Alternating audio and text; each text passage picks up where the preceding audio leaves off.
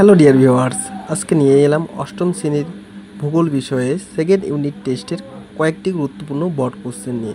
Number 1, প্রতিবাদ ঢাল কাকে বলে? পর্বতের যে ঢাল বরাবর বায়ু উপরের দিকে উঠে ও বৃষ্টিপাত ঘটায় সেই ঢালই হলো পর্বতের প্রতিবাদ ঢাল। শৈলক্ষা বৃষ্টি কাকে বলে? সমুদ্রে জলীয় বাষ্পপূর্ণ বায়ু প্রবাহিত হওয়ার সময় কোনো পর্বত গাত্রে বাধা পেয়ে যে ধরনের বৃষ্টি ঘটায় তাকে শৈলক্ষা বৃষ্টি বলে। 2009-2013 সালে কোন কোন ঘূর্ণিঝড় দেখা দিয়েছিল, এর প্রভাবে কী হয়েছিল? 2009 সালে আয়লা ও 2013 সালে ফাইলিন ঘূর্ণিঝড় দেখা দিয়েছিল।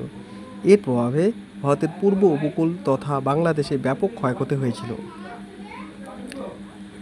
পরে কোশ্চেন, সম্পৃক্ত বায়ু কাকে বলে? কোনো নির্দিষ্ট উষ্ণতায় নির্দিষ্ট পরিমাণ বায়ু যতটা জলীয় বাষ্প ধারণ করতে পারে সেই পরিমাণ জলীয় বাষ্প থাকলে ওই বায়ুকে সম্পৃক্ত বায়ু বলে।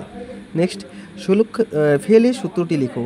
কোরিওলিস বলের কারণে উত্তর গোলার্ধের বায়ু ডান দিকে এবং দক্ষিণ গোলার্ধের বায়ু বাম দিকে চলাচল করে। মার্কিন আবহবিদ ফেরেল বিষয়টি উল্লেখ করে এটি ফেলের সূত্র নামে পরিচিত। ধন্যবাদ।